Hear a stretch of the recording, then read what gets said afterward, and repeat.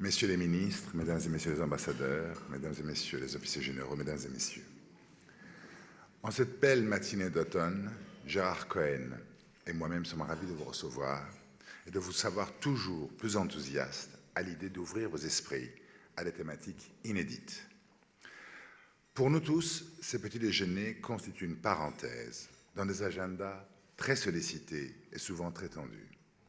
Un souffle dans une course quotidienne.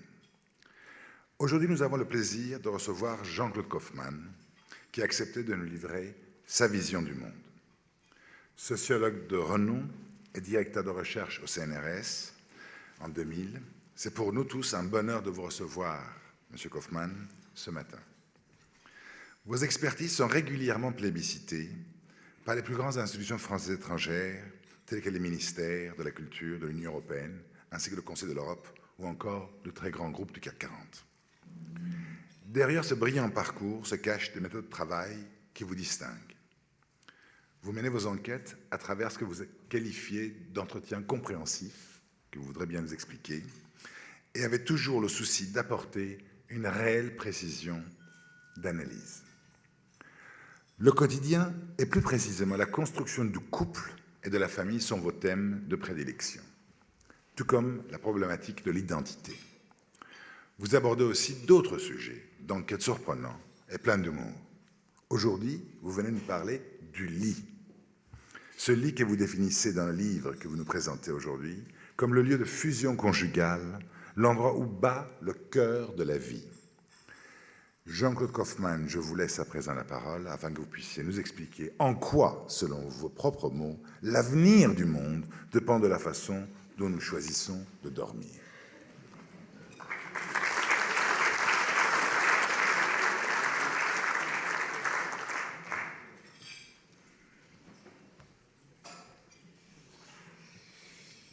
Merci de cette belle présentation et merci de votre présence. Alors c'est très très impressionnant, terriblement impressionnant par votre présence illustre, confronté au sujet que je dois développer. Vous parlez du lit. Et puis, qu'est-ce que vous attendez des propos que je vais développer l'annonce sur ce lieu de fusion intense. Alors, je vais vous décevoir sans doute. Mon livre parle assez peu de sexualité. Bien sûr, il y a de la sexualité dans le lit, mais moi, je m'intéressais avant tout au fait de cohabiter très longuement, pour certains, avec la même personne. C'est souvent un tiers du temps que l'on passe dans le lit à deux. Donc, c'est quand même un moment important de l'existence autour de ce fait tout simple de dormir ensemble.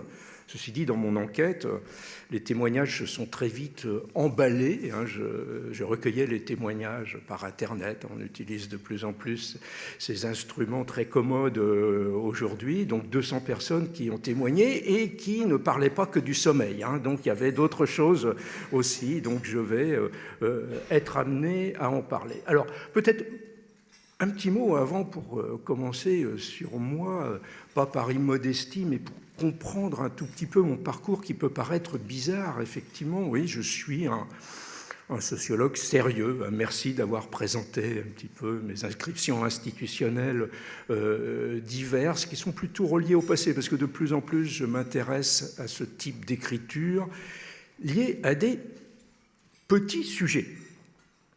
Je prends des tout petits sujets, le lit, un livre un petit peu, mon avant-dernier livre, c'était sur le sac à main des dames. Donc 1 an et demi de recherche sur le sac à main des femmes. Franchement, il y a des gens qui ont du temps à perdre. Ou un autre sujet, le premier matin après la nuit d'amour. Tout ce qui se passe au premier matin, les enjeux considérables autour de l'éveil, la sortie du lit, le petit déjeuner. Attention, il y a des enjeux autour du petit déjeuner, même aujourd'hui, en ce moment. La toilette, etc. Alors, ce qu'il faut bien comprendre, c'est que ça fait partie de ma démarche scientifique. C'est en fait très sérieux. Je pars du très concret, du très défini, très localisé. Et à partir de là, j'ai des hypothèses d'interprétation qui me permettent de construire ma théorie. Je m'inscris dans une école de construction de la théorie, un petit peu liée à l'école de Chicago aux États-Unis, qui s'appelle la Grounded Theory, c'est-à-dire une théorie qui n'est pas construite de manière complètement livresque et abstraite, mais qui fait un aller-retour permanent avec l'enquête. Tous les jours, mon modèle théorique s'améliore dans la confrontation avec les faits, sauf que moi, ces faits sont tout petits. Qu'est-ce qu'on peut tirer de si petites choses? Avant de parler du lit, je vais prendre un exemple d'une autre recherche. Une recherche que j'avais faite, un petit peu ancien, mais en 1995, sur les seins nus sur les plages. Vous allez me dire, franchement, il y en a qui ont du temps à perdre et puis qui ne prennent pas les sujets les plus désagréables non plus. En fait, mon choix était délibéré d'un point de vue théorique. Vous allez dire, peut-être ça ressemble à un prétexte, mais je ne crois pas. J'avais des idées dans la tête, parce que c'était quand même intriguant, cette plage. Vous aviez ces femmes qui enlevaient le haut de maillot sans qu'apparaisse l'idée d'une nudité choquante, et franchi la frontière du dernier grain de sable, ce corps demi-nu devenait impudique. Comment ça se passe du point de vue de la mécanique sociale, ce phénomène-là? Quelque chose d'étrange, quand même. Donc j'avais mené l'enquête, une enquête sérieuse, avec 5 enquêteurs, pendant 2 ans, 300 personnes interrogées, et c'était très très intéressant, parce que la plage, c'est l'idée de la liberté absolue. Là, au moins, on peut se laisser aller, faire ce que l'on a envie de faire. C'est d'ailleurs ce que les gens me répondaient dans l'enquête. Je posais la question, est-ce que tout le monde, est-ce que toutes les femmes peuvent enlever leur haut de maillot? Donc la pratique a un petit peu changé, évolué depuis. Ça serait un autre sujet. C'est très intéressant d'ailleurs de savoir pourquoi elle a évolué, mais là je n'en traite pas ici. Je posais donc cette question dans les années 90, où la pratique était très répandue, en France. Ça a commencé en France, cette pratique. Ce n'est pas une particularité française parce qu'elle s'est diffusée dans un certain rayon géographique, mais pas partout. Sur le continent américain, par exemple, vers le Brésil, on pouvait dénuder les fesses, mais pas le haut du corps, etc. Donc c'est des codes, tout ça. Pourquoi ça s'inscrit à un certain moment? Donc je posais cette question, est-ce qu'une femme toutes les femmes peuvent enlever leur haut de maillot? Et on me répondait, déjà il faut voir la posture corporelle des gens qui répondent. Au début, les gens étaient très impliqués, il y a une envie de s'engager dans les démarches d'enquête aujourd'hui ou de sondage. On est souvent représenté, identifié au sondage, or la recherche est plus diversifiée et riche que la technique du sondage, mais c'est souvent l'identification qui est faite. Il y a des gens qui venaient nous voir, parce qu'ils nous voyaient avec le magnétophone à l'époque, ils disaient « on est là-bas sous le parasol bleu ». Et si vous voulez venir nous interroger ensuite, on voudra bien vous répondre. Et quand on arrivait, il disait, c'est sur quoi l'enquête? Sur les seins nus sur la plage. Et là, il y avait un mouvement de recul vers le drap de plage, parce que ça n'apparaissait pas sérieux. Donc déjà, ils étaient un peu détachés. Et quand la question était posée, est-ce que toutes les femmes peuvent enlever leur haut de maillot? La réponse était celle-ci, chacun fait ce qu'il veut. Et ils étaient très contents d'affirmer cela. Alors même, ils l'affirmaient avec une voix assez forte, très contents de proférer ce principe de liberté. On est dans une société où chacun fait ce qu'il veut. Et sur la plage, surtout, chacun fait ce qu'il veut. Et comme ils étaient engagés avec une très très grande sincérité, ils se redressaient un peu sur la serviette. Et puis, ils continuaient leurs phrases, mais on entendait la virgule dans leurs propos. Mais chacun fait ce qu'il veut, mais quand même, il faut bien dire, une vieille grand-mère, et là, parfois, suivait des descriptions de type apocalyptique sur l'aspect morphologique qu'on n'observait pas sur la plage, du genre qui a les seins qui traînent par terre, etc. Si elles veulent le faire, d'ailleurs, très bien. Chacun fait ce qu'il veut. Mais il faut dire, c'est affreux. Ça me fait mal rien que de voir ça. Qu'est-ce rhabille? À partir de là, commençait la définition de la beauté, mais d'une certaine beauté. La beauté de la plage qui avait le droit à un maximum de liberté. Et on s'engageait dans la définition du beau sein normal. Le mot était employé, le beau sein normal étant celui qui n'accrochait pas le regard, sur lequel le regard glissait. En gros, le sein de l'adolescente, qui elle-même n'était pas très à l'aise avec son corps et n'enlevait pas le haut de maillot, je dis bien code de beauté sur la plage, permettant le maximum de liberté, parce qu'il y avait même la catégorie très paradoxale du trop beau sein, qui en d'autres contextes avait certains avantages, mais qui sur la plage, puisqu'il accrochait trop le regard, impliquait que la femme qui avait ce trop beau sein avait un espace de liberté moins grand. La personne se rapprochant le plus du modèle avait la possibilité de tout, de se mettre debout, de courir sur la plage, de faire du sport. Alors le sport c'était un peu plus particulier, il fallait maîtriser la technique sportive. Faire du volley en ratant le ballon, ça n'allait pas, quoi, hein. Donc il y avait des sous-catégories comme ça. L'idéal étant d'être dans la normalité qui n'accrochait pas le regard. Et plus on s'éloignait de cette normalité, la personne qui enlevait le haut de maillot, du coup, accrochait le regard, par exemple la vieille grand-mère, etc. Et ce regard qui était accroché sur elle créait un malaise qui l'incitait à se rhabiller, même si tout ça ne passait pas par la conscience. Le regard lui-même était codifié. Il n'y a pas un écriteau à l'entrée de la page en disant, par exemple, aux hommes, « Hommes, vous devez regarder de telle manière ». Mais les hommes qui arrivent sur la plage, en quelques regards, comprennent comment il faut regarder et rentrent dans le système. C'est un regard vide d'émotion, qui manifeste son absence d'intérêt pour le paysage de la plage, et zappant sur le paysage, glissant sur le paysage, glissant y compris sur les seins nus, sans les éviter, parce que ça manifesterait qu'il y a un intérêt un petit peu particulier, mais sans s'arrêter une fraction de seconde. Ou alors, s'il s'arrête une fraction de seconde, ça signifie qu'il y a une distance à cette norme, à ce normal que l'on construit. Bon, j'ai été très long, il est temps de commencer à parler du lit, mais pourquoi je vous raconte tout ça? Eh bien, cette phrase « chacun fait ce qu'il veut, mais » depuis 1995, je l'ai retrouvée dans toutes mes enquêtes qui portent souvent sur les formes de la vie privée. J'ai fait une autre enquête sur le célibat, les femmes célibataires, donc le nombre des célibataires augmente tous les ans dans l'ensemble des pays du monde. C'est un mouvement social et historique absolument considérable aujourd'hui et qui chamboule tout l'édifice familial. Alors, est-ce qu'on a le droit de le faire? Est-ce que c'est bien? Est-ce que c'est mal? Chacun fait ce qu'il veut aujourd'hui. C'est la référence. Chacun fait ce qu'il veut du moment qu'il est heureux. Mais elle a 40 ans, elle n'a jamais été mariée, elle n'a pas d'enfant. Chacun fait ce qu'il veut, c'est sa vie. Mais pourquoi elle fait ça? C'est-à-dire que lorsqu'on n'est pas au cœur de la norme, on doit se justifier, s'expliquer. La vie est moins facile.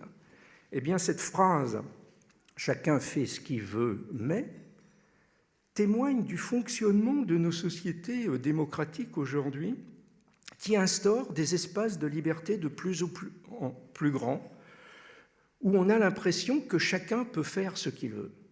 Mais une société ne peut pas fonctionner sans repère collectif. C'est absolument impossible. Donc ces normes qui deviennent non obligatoires s'inscrivent d'une nouvelle manière. On voit se développer ce qu'on pourrait appeler le double langage des sociétés démocratiques. L'affirmation d'une liberté de surface qui est réelle, chacun fait ce qu'il veut, il y a de vrais espaces de liberté, mais en même temps, des normes discrètes qui s'inscrivent par des systèmes. Par exemple, sur la plage, c'est uniquement par le jeu des regards. Uniquement par les jeux de regard que cette norme de comportement, non obligatoire, la vieille grand-mère qui veut faire quand même et qui arrive à avoir la force de volonté de faire, elle arrive à le faire enlever le haut de maillot. Alors tout ça, très très longuement, pour juste vous expliquer qu'à partir de mes petits sujets, je tire effectivement des principes, des modèles qui ont une portée plus large. Alors, il est temps d'arriver quand même au thème de mon livre, le livre qui est sur le lit. C'est pas très commode de dire le livre, le lit, hein, on s'embrouille très facilement. Donc, comme je l'ai dit tout à l'heure, moi, je pars toujours d'une curiosité, j'avais envie de savoir, ça m'intriguait beaucoup. Qu'est-ce qui se passe? Comment fait-on pour toute une vie dormir à deux? Alors bien sûr, il y a le désir, il y a l'envie de cette présence de l'autre, présence très très forte, souvent au début du couple, avec ce qu'on peut appeler la magie de l'amour qui fait que toutes les perceptions et les sensations sont chamboulées. Vous pouvez, c'est pas impossible, passer toute une nuit ensemble enlacés sans vous rendre compte que l'épaule est toute ankylosée, quoi, parce qu'on est entraîné dans un élan qui est différent. Après, je vais dire quelques années, parfois quelques semaines, quelques mois de vie commune, la sensation de l'épaule qui fait mal commence à apparaître. Et on se dit, c'est drôlement sympathique, le partenaire, on a envie d'être comme ça, près de l'autre, mais le confort personnel, le bien-être personnel, surtout au moment de l'endormissement. Le moment de l'endormissement est un moment incroyablement intime, personnel, où il faut ressentir un relâchement absolu pour arriver à s'abandonner. S'abandonner, le terme est très fort, s'abandonner au sommeil, ce n'est pas rien. Et là, il faut trouver très souvent ces petits repères secrets. Parfois, après 10 ans, 20 ans, 30 ans de vie commune, on ignore que le partenaire a besoin de glisser la main sous l'oreiller ou mettre son orteil sur le bord de la couverture pour avoir ces petits rituels très personnels. Ça, c'est les rituels individuels. Et puis, il y a les rituels collectifs. Alors, mon livre est un voyage exotique dans toutes les chorégraphies étonnantes que l'on peut trouver. Certains qui se tournent le dos mais doivent se toucher les talons, etc. Les rituels et puis les séquences.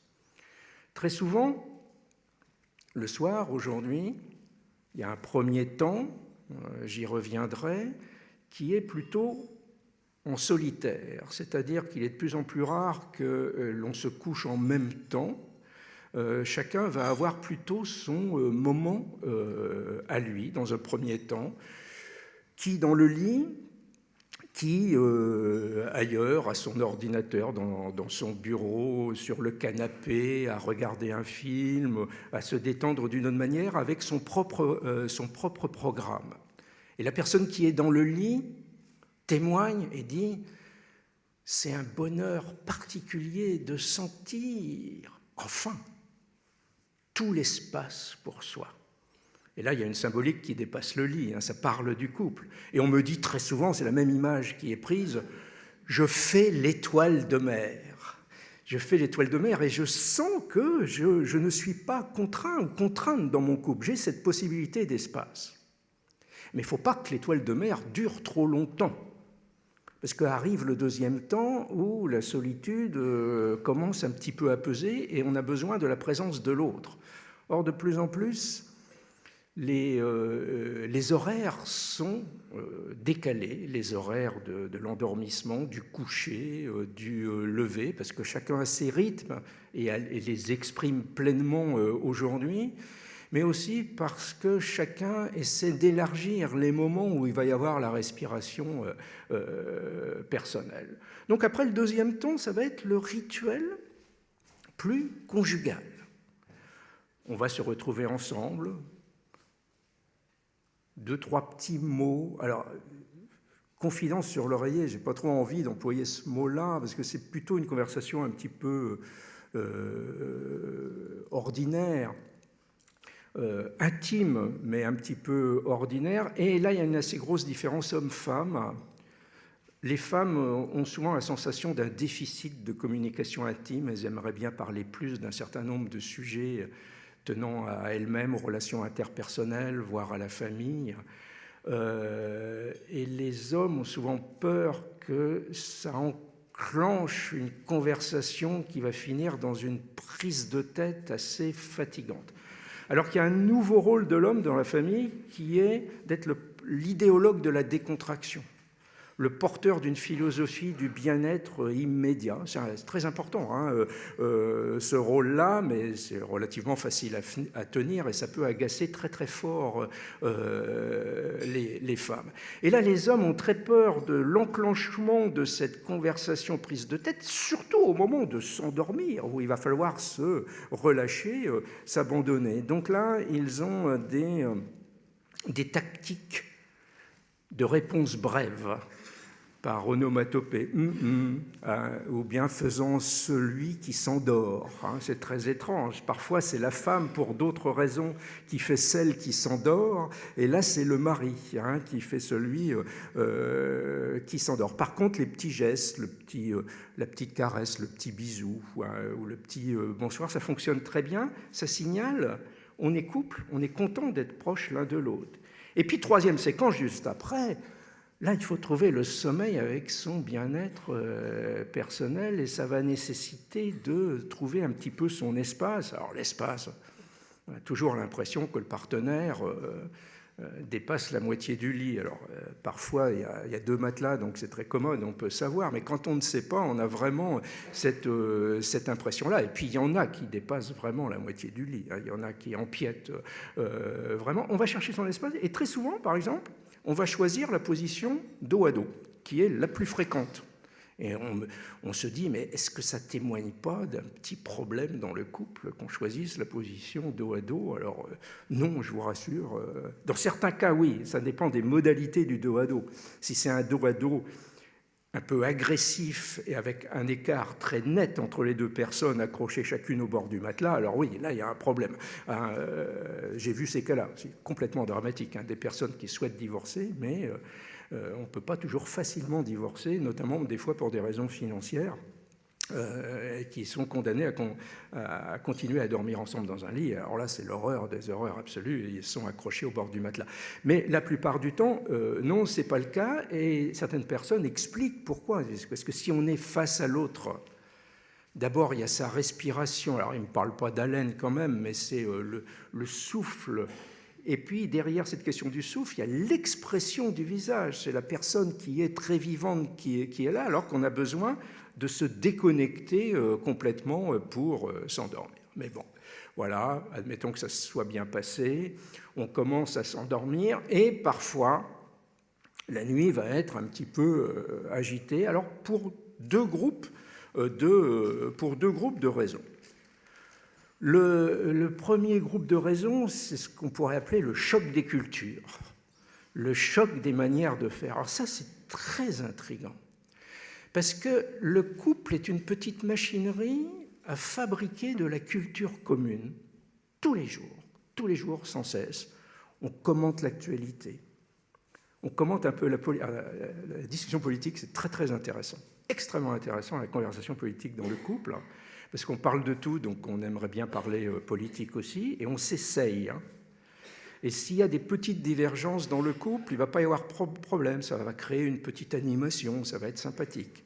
Mais s'il s'avère que la divergence est plus profonde, on va arrêter de discuter politique. Parce qu'il y a plus important que la discussion, que le débat démocratique à l'intérieur du couple, c'est le couple lui-même. C'est la construction de ce petit monde commun. Donc ce n'est pas forcément le lieu de l'expression démocratique la plus forte à l'intérieur du couple lorsqu'il y a comme ça le constat d'un désaccord qui pourrait être là. Donc on construit cette culture commune en commentant l'actualité, en développant un projet de vacances. Par exemple, j'avais remarqué dans mes enquêtes, notamment une enquête sur les repas, les thèmes de conversation pendant les repas, qu'un des thèmes les plus fréquents dans les familles, c'est de critiquer les amis et la famille. Gentiment, hein, parce qu'on les aime, on les adore. Et on les aime, on les adore vraiment. Mais franchement, leur manière de passer les vacances, d'élever les enfants, il faut le dire, c'est n'importe quoi. Donc ça, c'est nécessaire comme thème de conversation, extrêmement utile. D'une part, parce que ça restaure l'estime de soi. Si eux font mal, c'est que nous, on a des bons choix. Et deuxièmement, ça permet de construire cette culture commune. On se met d'accord sur tout. Et du coup, on a l'impression qu'on est vraiment unis, presque interchangeables, qu'on a les mêmes idées. Or, dans les profondeurs de l'individu, il y a des profondeurs, notamment des profondeurs non conscientes qui n'ont rien à voir avec Freud, c'est ce que les cognitivistes appellent l'inconscient cognitif. On enregistre dans le cerveau non conscient des milliers et des millions d'automatismes ordinaires, de gestes qui se passent tout seuls. Et notamment, on se lève le matin, on cherche son bol, c'est café ou thé, on ne se pose pas la question est-ce que c'est thé ou café.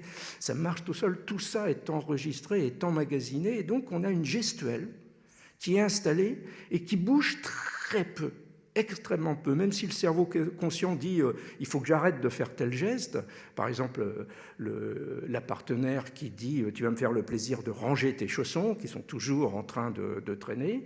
On peut se dire il faut que je range les chaussons, mais ça ne va pas venir tout seul, parce que c'est vraiment inscrit. J'avais fait un livre sur les petits agacements dans le couple, et ça repose sur ça. C'est toujours la surprise de retrouver le geste étrange, la manière de toucher un objet toutes sortes de choses. Le tube de dentifrice, il y en a souvent un qui est un peu plus rangé, je ne dirais pas maniaque, mais qui a une esthétique du bon geste correct, voire qui le replie et tout ça. Et puis l'autre qui est dans une autre philosophie de la vie. Celui qui a les chaussons qui traînent, pour lui, les chaussons ne traînent pas. Il est plus libertaire, hédoniste, etc. À quoi ça sert de passer son temps à ranger les choses? Donc, dans l'histoire du couple, il y a tout le temps l'émergence de ces moments d'agacement qui sont un peu comme des petits coups de foudre à l'envers. C'est une décharge émotionnelle, mais négative, mauvaise, et qui, au lieu d'attirer vers le partenaire, au contraire, écarte de lui. Et on se retrouve dans un moment solitaire et critique vis-à-vis du partenaire qui peut aller très loin pendant quelques secondes. Mais qu'est-ce que je fais avec cette personne qui a ce geste ou cette manière d'être? Par exemple, le rapport au temps. Il y en a un qui est toujours ponctuel et l'autre qui dit « je suis prêt » ou « je suis prête dans 2 minutes ». Et après 20 ans de vie commune, celui qui attend continue à croire aux 2 minutes. C'est hallucinant, quoi. Et il se reprend un peu, et puis d'un seul coup, il dit « mais tu as vu l'heure qu'il est ?»« Mais oui, j'arrive !» Et en fait, « j'arrive », c'est la même phrase. C'est pas forcément... Donc, la difficulté à comprendre que l'autre reste différent. Et ce choc des manières, souvent incompréhensible. Mon livre, pour les personnes qui ont témoigné, a eu un effet thérapeutique, parce qu'ils ont compris que c'était normal, que l'autre restait différent, quoi, et qu'on n'avait pas forcément soi-même la vérité. C'est 2 manières d'être, 2 philosophies qui s'affrontent. Et ce choc des manières est plus explosif dans les lieux de renforcement des intimités, autour de la table, par exemple, dans la voiture. Alors, il aurait fallu que je prenne toute la matinée pour vous parler de la voiture, quoi. C'est un petit monde en réduction où tous les contrastes, les différences sont renforcés. Alors, il y a le chaud et le froid. Alors, le chaud et le froid, on va le retrouver dans le lit. Et ça, il y a sans doute un petit quelque chose de biologique là-dessous, parce que c'est vraiment homme d'un côté et femme de l'autre à 98%, quoi. Surtout dans le lit. Dans la voiture, il y a le chaud et le froid, il y a le propre et le sale, il y a la radio, est-ce qu'on met une chaîne info ou de la musique, l'intensité sonore. Et puis, au final, qui couronne le tout, le style de conduite. Celui ou celle qui est assis à l'avant droite se dit qu'il ou elle doit ne rien dire. Et puis, d'un seul coup, ça sort. Mais tu as vu, encore, tu es à 2 mètres de la voiture qui est devant. Alors, cet exemple-là, il peut s'appuyer sur le règlement officiel, qui interdit de conduire trop près. Mais la plupart du temps, on n'a pas ces règles qui permettent de faire... Mais même dans ce cas-là, où l'un peut s'appuyer sur la loi pour imposer un peu son autorité, ça ne marche pas. Il y a souvent un petit dialogue ping-pong très très rapide, toc-toc, puis on arrête, on voit qu'on ne peut pas se mettre d'accord. Alors le lit. Alors, je vous raconte tout, on est entre nous. Je vais vous dire quelque chose sur mon couple. Ma femme, qui n'est pas là, heureusement, elle n'entend pas, m'a fait cadeau d'une montre. Donc, elle m'a fait cadeau d'une montre. Le cadeau de sa femme, non seulement on ne peut pas le refuser, mais on ne peut rien développer, aucune critique. Elle est très très sympathique, hein, elle est noire, mais on ne voit pas l'heure dessus. Et donc je suis extrêmement embêté, surtout ça brille un peu, et puis il y a l'aiguille des secondes qui se mélange. Il me reste combien de temps 20 minutes? Mais c'est royal. Non, c'est royal, non, mais je vais quand même, ça va aller. Voilà. Donc dans le lit, on va retrouver tous les agacements, le chaud, le froid.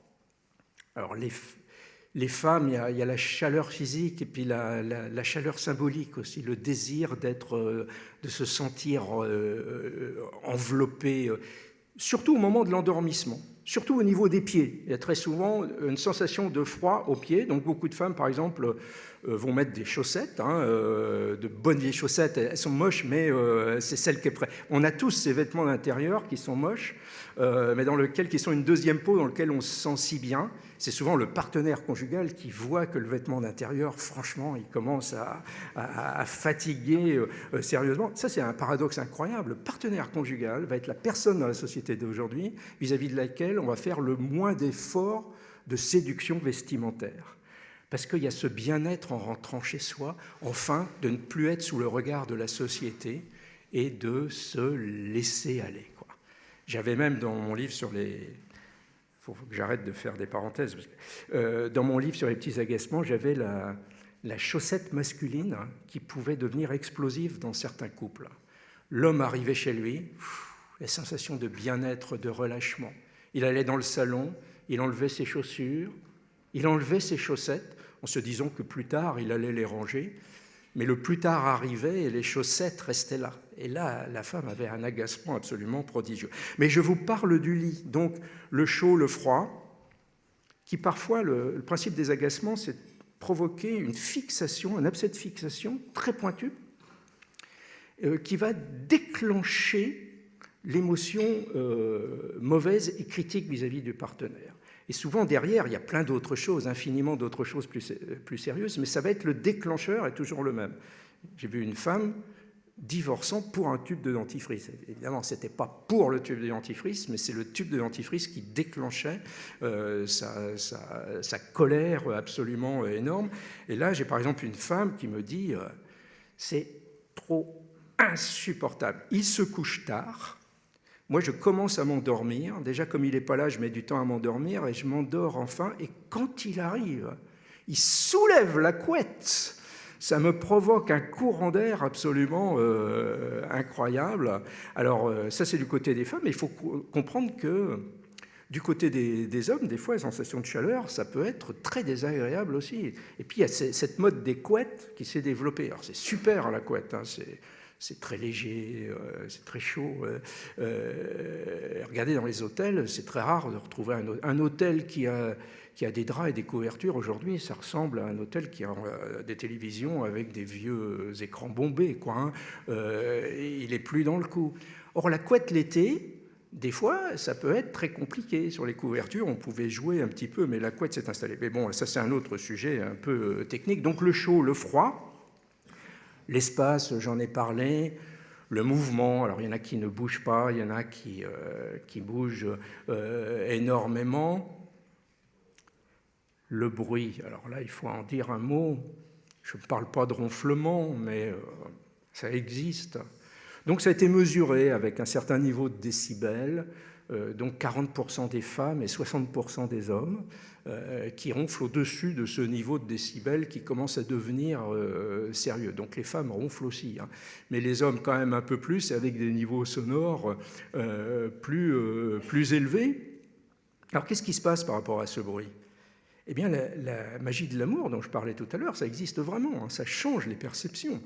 Véritablement, peut permettre de vivre avec sans que ce soit perçu comme une gêne. Il y a cette femme qui me dit « c'est ma petite musique de nuit ». Et bon, il n'est pas trop intense, je crois, le ronflement de son mari, hein, quand même.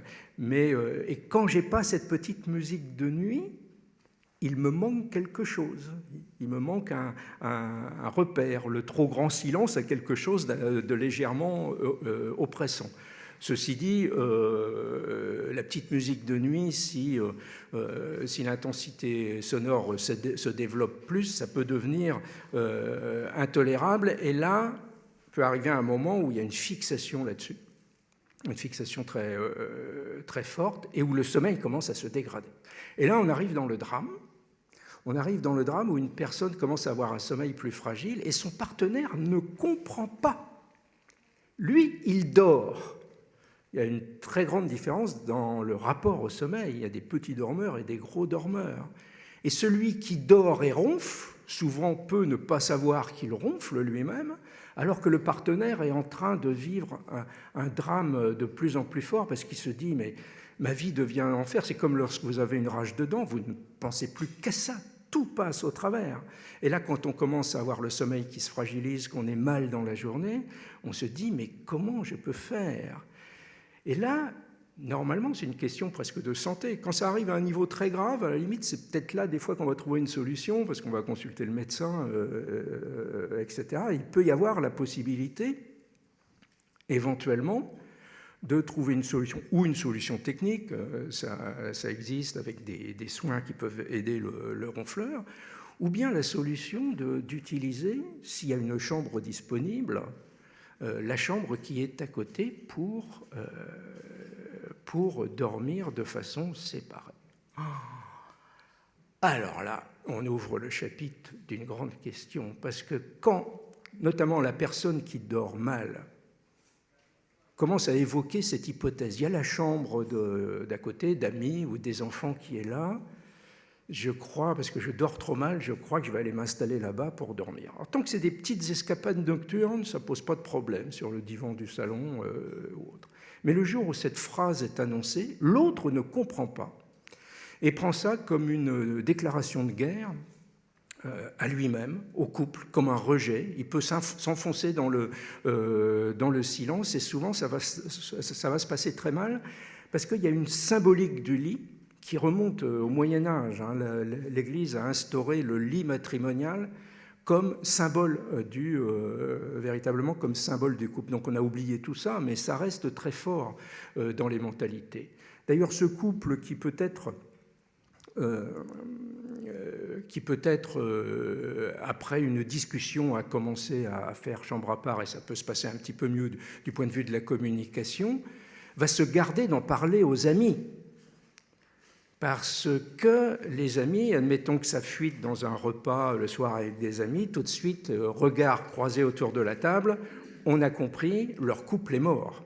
Alors dans quelques cas, c'est la réalité, c'est le couple, il y a un éloignement progressif, ça existe. Et c'est pas obligatoirement l'enfer absolu, mais on passe du statut de couple au statut de colocataire, d'une certaine manière. Si c'est très amical, ça peut se passer pas trop mal. Mais la plupart du temps, c'est pas ça du tout.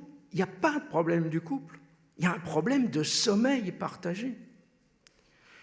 Aujourd'hui, et c'est là le deuxième aspect, je vous ai parlé du choc de manière, l'autre aspect que je vais développer sur les quelques minutes qui me restent, qui est un aspect extrêmement important, c'est que notre société d'aujourd'hui est de plus en plus fondée sur l'individu, sur l'autonomie individuelle.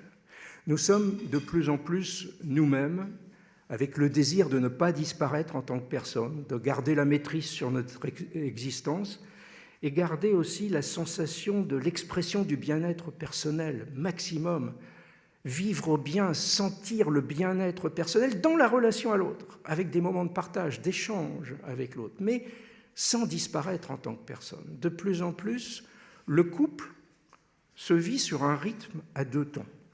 Le temps pour soi, le temps à deux ou le temps en famille. Dans tous les espaces, par exemple de la maison, dans la salle de bain, il y a un moment, toute la famille qui passe, plus ou moins déshabillée, en criant, en chantant avec des musiques.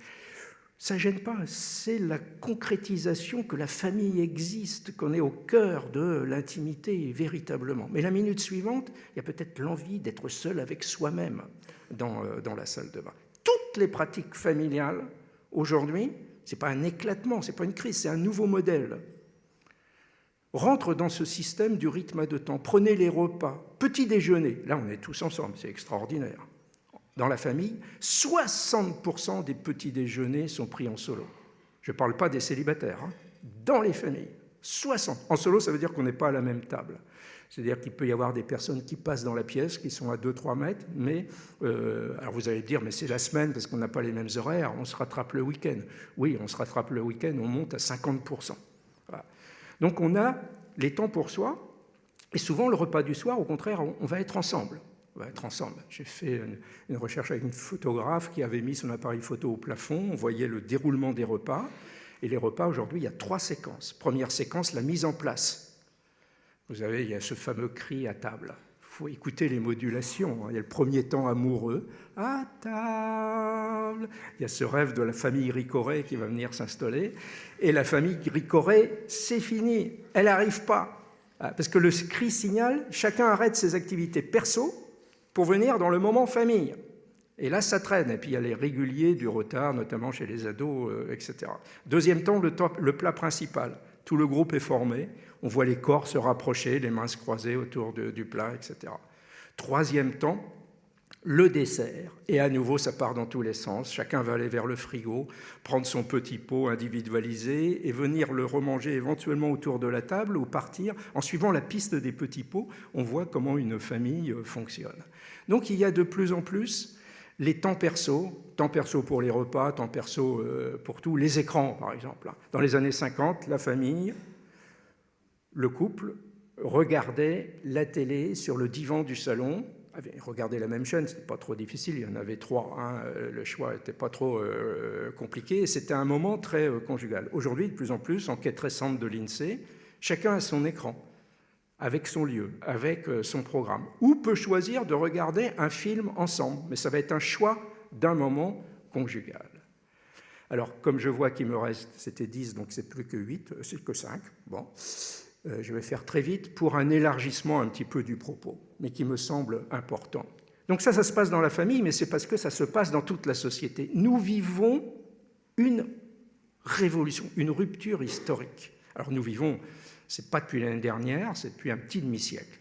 C'est ce qu'un certain nombre de chercheurs, Ulrich Beck en Allemagne, Anthony Giddens en Angleterre, appellent la seconde modernité, par exemple. Nous sommes passés d'un type de société institutionnel, cadré, qui avait un cadre de morale, un cadre de vérité, morale souvent avec un arrière-plan religieux, qui structurait et qui construisait les individus. Le chemin de la vie était construit d'une certaine manière, il suffisait de le suivre. Et nous sommes passés, c'est un très long processus, hein, un certain nombre de chercheurs font remonter ça il y a plusieurs siècles, voire il y a 2000 ans. C'était un processus très long avec des ruptures progressives, notamment autour des Lumières, etc. Mais une rupture très forte autour des années 60. Il ne faut surtout pas réduire à 68. Hein. C'est notamment dans le début des années 60 qu'il y a beaucoup de choses qui changent. L'émergence du mouvement de la jeunesse, l'émancipation des femmes, les changements des postures corporelles, les seins nus sur les plaines, hein, c'est lié à ça. C'est le début des années 60. Hein. C'est les femmes qui affirment un nouveau type de corps plein d'assurance et de liberté. On est rentré dans cette nouvelle société centré sur l'individu. Individu, ça ne veut pas dire individualisme et égoïsme. Ça veut dire que l'individu devient sujet et qu'on assiste à une sorte d'approfondissement de la démocratie. Comme si la démocratie avait eu une première époque historique, politique, que l'on connaît bien, multipartisme, etc., à un approfondissement dans la vie privée et personnelle, chacun aujourd'hui définissant ses propres choix dans tous les domaines. Ces choix de morale. Qu'est-ce qui est bien, qu'est-ce qui est mal aujourd'hui? Chacun fait ce qu'il veut. Chacun fait ce qu'il veut, mais c'est-à-dire que c'est une liberté théorique, et derrière, ce n'est pas aussi simple que ça. Mais quand même, chacun est affronté. Dans mon enquête, une autre enquête que j'ai faite sur la drague sur Internet aujourd'hui, il y avait ce forum de discussion hallucinant autour du thème « Peut-on coucher le premier soir ?» En fait, ça s'adressait aux femmes, parce que pour les hommes, il n'y avait pas de problème. Mais est-ce qu'une femme peut coucher le premier soir? Et c'est très intéressant. C'était une discussion sur la morale d'aujourd'hui. Qu'est-ce qui est bien, qu'est-ce qui est mal? Qu'est-ce qu'on peut faire? Alors, il y avait des tas. Et finalement, c'était très intéressant, ce forum, parce que ça avait fini par déboucher sur un consensus. Le consensus étant « ça dépend ». Ça dépend si on est amoureux ou pas. Si on est amoureux, non, il vaut mieux éviter de coucher le premier soir. Du coup, c'est quelque chose qui est un peu différent. Mais si on n'est pas amoureux, et là il y avait une phrase qui là encore circulait, et quand une phrase circule comme ça, je la repère parce qu'elle témoigne de quelque chose de fort. C'était la même phrase, les mêmes mots. Il n'y a pas de mal à se faire du bien. Les deux personnes sont consentantes. C'est plus, il y a quelques cas qui sont interdits par la loi, mineurs, etc., mais très limités. Tout le reste n'est plus interdit. Du point de vue de la morale, rien ne dit que c'est mal. Donc si les personnes sont... Et on voit la pratique des rencontres aujourd'hui évoluer de manière très rapide vers une inversion du rapport entre sentiment et sexualité. Autrefois, on commençait par le sentiment. Si on était sûr de ces sentiments, on avait le droit, parfois après le passage devant l'institution, le mariage à la sexualité. Aujourd'hui, on commence par cette sexualité un petit peu sans enjeu, comme si ça pouvait être une sorte de loisir comme les autres, pour voir si le sentiment peut en éclore. Chacun choisit sa vérité. Alors là, c'est quelque chose d'incroyablement nouveau et très fort. Il y a 30 ans, dans tous les domaines, comment élever l'enfant ? La grand-mère apprenait à sa fille les manières de faire pour élever l'enfant. Aujourd'hui, la jeune future mère, sur fond d'angoisse, va lire des magazines, écouter des émissions et va se poser 1000 questions sur la nutrition, la pédagogie, etc. Le professeur X dit ceci et le professeur Y dit le contraire. Mais ça, c'est normal, parce que la science avance par réfutation des hypothèses. Son savoir est toujours relatif et provisoire. Donc comment on fait dans la vie quotidienne par rapport à ça ? Prenez l'alimentation, un truc dérisoire. Il y a 30 ans, on mangeait ce qu'il y avait dans notre assiette. Aujourd'hui, qu'est-ce qu'il y a dans mon assiette ? Tel aliment, qu'est-ce que je dois en penser ? À la limite, quand on rentre dans un supermarché, si on faisait vraiment bien ses courses de manière intelligente et critique, il faudrait une bonne semaine, et encore, avant d'en ressortir, parce qu'on peut se poser 1000 questions à propos du moindre aliment. Il y a le très beau titre d'Alain Ehrenberg, La fatigue d'être soi. Nous sommes soi de plus en plus, nous sommes nous-mêmes, mais du coup c'est une fatigue mentale considérable. Et on doit construire des repères et construire des croyances. Ce qu'on appelle aujourd'hui la montée de la religion ou des nouvelles religions. C'est plus les religions d'autrefois. La religion d'autrefois, c'était une institution qui portait la société, qui la cadrait. Aujourd'hui, nous avons besoin de croyances personnelles. Alors des fois, c'est des croyances un petit peu magiques, limitées. Je crois au pamplemousse, c'est bon pour la santé. Et puis il y a quelques années, on apprend que le pamplemousse, associé à certains médicaments, peut avoir des problèmes, etc. Prenez, il y a 15 jours, la salade verte. Jusque-là, la salade verte, je pouvais croire à la salade verte et me dire ça au moins, salade verte, c'est bon pour la santé. Il y a 15 jours qu'on apprend que c'est un concentré de pesticides et de produits chimiques largement au-dessus de la moyenne et que ça peut aller jusqu'au point de déconseiller la salade verte pour la santé. Qu'est-ce que je fais par rapport à ça, quoi ? Et là, c'est très intéressant ce qui s'est passé depuis 15 jours parce que l'information scientifique a été collectivement refoulée. On ne peut pas ne pas continuer à croire à la salade verte, parce que qu'est-ce qu'on va devenir ? Surtout quand on fait un petit régime léger, etc. Donc on commence à croire. Et là, je voudrais terminer, je vous vois voir, il me reste quand même 3 minutes, parce que là, c'est mon thème de l'identité avec tout ce qui se passe aujourd'hui. Alors là, c'est un énorme débat, donc c'est présenté effectivement, je me creuse beaucoup cette question de l'identité aujourd'hui. Cet individu, il doit définir aussi lui-même son identité. Paul Ricoeur parle d'identité narrative, c'est-à-dire nous ne cessons de nous raconter l'histoire de nous-mêmes à partir des faits que nous sommes en train de vivre pour que tout ça ait une certaine continuité et un sens. Nous sommes condamnés à fabriquer le sens de notre vie. Et c'est très compliqué parce que nous sommes des individus contradictoires, multiples. Nous traversons des cercles de socialisation divers. Nous ne sommes pas les mêmes au travail ou avec des amis, etc. Et tout ça, il faut que ça fasse sens, il faut que ça fasse une histoire. Et non seulement ça, mais il faut adhérer à cette histoire. Il faut y croire. Parce que si on n'y croit pas, c'est l'énergie vitale qui s'affaisse. C'est la dépression, maladie sociale de notre époque. Donc il y a ce nouveau travail de production identitaire du sens de sa vie, qui est notamment difficile pour toutes les personnes un peu fragiles socialement ou culturellement, qui ont été chahutées entre des cultures diverses, des trajectoires multiples. Qu'est-ce qui fait la vie, du coup ? Et comment construire, parce que tout cet enjeu identitaire, c'est en même temps construire l'estime de soi sous le regard des autres, d'où cette demande de respect, de reconnaissance immense. Et une manière de s'en sortir, souvent pour les plus fragiles, c'est de se réfugier dans un dogme sectaire qui donne toutes les réponses de la vie. Voilà les réponses, voilà ce qui est juste, voilà ce qui est vrai. Et actuellement, on voit se développer toute une série d'enfermements communautaristes. Et là, je ne parle pas simplement du djihadisme, hein, mais c'est dans bien d'autres secteurs, y compris dans une idée nationale qui se renferme sur le passé, sur les racines. L'identité, ce n'est pas le passé. Bien sûr, on a une mémoire, on a des mémoires, on a une histoire, c'est très lourd, c'est très fort. Mais l'identité, c'est un travail de production du sens dans le présent et orienté sur l'avenir. L'identité nationale, c'est comme l'identité individuelle. C'est un récit collectif. Être français en 2015, ça n'a rien à voir avec être français en 1915. C'était l'époque de la guerre contre l'Allemagne et tout ça. La définition de la francité était quelque chose d'incroyablement différent. Donc ça avance, cette identité, et ça a un récit. Si on se retourne uniquement vers le passé, on va essayer de trouver des Français qui seraient plus français que les autres. On est parti dans une logique absolument terrible et on ne trouvera jamais la moindre réponse. Donc nous sommes là actuellement face à un danger très grand de crispation identitaire, d'enfermement sur des croyances, des dogmes qui parfois se définissent par opposition à une adversité, par opposition à des ennemis. Et bon, je suis un petit peu déçu de terminer là-dessus, parce que je suis quelqu'un de très optimiste de nature, j'aime bien l'humour, mais quand je fais le constat aujourd'hui, il faut faire extrêmement attention autour de tout ce qui se passe sur les crispations identitaires,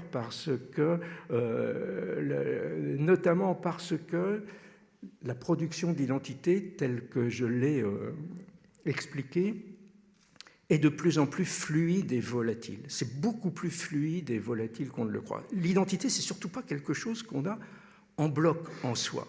On est souvent, si j'ai 2 minutes, je termine quand même un petit peu là-dessus, on est souvent troublé parce que, au début de mon enquête sur l'identité, j'ai dit, mais au fait, l'identité, qu'est-ce que c'est? Depuis quand en parle-t-on? Et j'ai mené l'enquête là-dessus. Et j'ai vu qu'on a commencé à en parler, il y a 2 ou 3 siècles, du point de vue de l'administration, autour des papiers d'identité. Les papiers d'identité, eux-mêmes, ont une histoire très intéressante. Dans les villages traditionnels, il n'y a pas de papier d'identité, parce que chacun connaît chacun. Les papiers d'identité sont arrivés quand l'État s'est structuré de manière séparée de la société civile. L'État avait besoin de connaître ses administrés. Donc, se sont développés les papiers d'identité. D'abord, les registres de baptême, puis sous Napoléon, ça a été intégré à l'état civil. Mais ce n'est pas encore les papiers qu'on porte sur soi. Ça, c'est encore beaucoup plus récent. Les papiers qu'on porte sur soi, ça commence avec les livrets ouvriers, parce qu'ils sont nomades, ils circulent, ou les tziganes à la fin du 19e siècle. Et la carte d'identité française, ça arrive en 1940, sous le régime de Vichy. C'est très récent. Et du point de vue de l'État, ce n'est pas compliqué, l'identité. C'est quelques définitions sur le papier, c'est à la limite quelques marqueurs biologiques, voire un numéro d'identification. Et pour l'État, l'identité, c'est ça. S'il y a un contrôle, par exemple, de police qui demande « montrez-moi vos papiers », l'individu qui montre ses papiers, il n'est que le double de la preuve. La vraie preuve de lui-même, c'est le papier, hein, qui définit véritablement qui il est. Alors, est-ce que c'est ça l'identité vraiment qui cause tous les problèmes d'aujourd'hui? Non. Et pourquoi parle-t-on énormément d'identité? Depuis quand? C'est depuis les années 60 qu'on a commencé à parler énormément de crise d'identité de l'adolescent, etc. Parce que nous sommes rentrés dans ce régime de production de notre propre identité avec une volatilité. Quand on est dans notre club de boulistes, on se vit comme le bouliste. Donc on a des variations des sensations identitaires. Et je terminerai là-dessus. Même du point de vue de l'identité nationale, par exemple de l'identité de français. Quand est-ce que l'on a cette sensation d'être français? Si on fait une enquête très concrète, du côté des hommes, c'est plus intéressant du côté des hommes. Ça peut énerver les femmes qui ne comprennent pas cette histoire-là de la passion pour le foot de leurs hommes. Des fois, leur homme, il n'est pas très pas très présent et expressif dans la relation conjugale. Puis d'un seul coup, il y a un match de l'équipe de France, et là, elle va le voir qui vit des émotions intenses, quoi. Elle ne comprend pas. Mais en fait, c'est quelque chose d'important. Aujourd'hui, on a besoin de petites passions qui remplissent l'existence. Et parmi ces passions, il y a les passions sportives, et notamment en tant que spectateur, quand il y a l'équipe de France. Et il y a Walter que j'avais interrogé, je terminerai sur cet exemple, qui me dit, mais c'est incroyable, lui il ne va pas dans les stades, il ne suit pas le championnat, mais quand il y a l'équipe de France, alors d'abord il y a les hymnes, il y a le drapeau, il n'y a pas tellement d'occasions, on s'y fréquente, il y a les hymnes et il y a le drapeau. Et d'un seul coup, il n'est plus Walter, il se sent français. Son identité s'est élargie à cette sensation nationale, surtout s'il y a des Italiens en face, quoi, hein, d'un seul coup, il y a cette... Et il me dit, c'est très intéressant, il dit, s'ils ont gagné, c'est super, hein, parce que même après le match, tu continues à vivre ça, et c'est moi qui ai gagné. Hein. Regardez le public dans les stades, hein, c'est une estime de soi, une fierté incroyable. Mais alors, ce qui était intéressant, c'était la suite. Il dit, s'ils ont perdu, j'ai envie de décrocher, de dire, en fait, c'est eux qui ont perdu, c'est pas moi. En plus, ils gagnent plein de fric, si ça se trouve, ça leur fait rien. Il veut décrocher, mais il n'y arrive pas.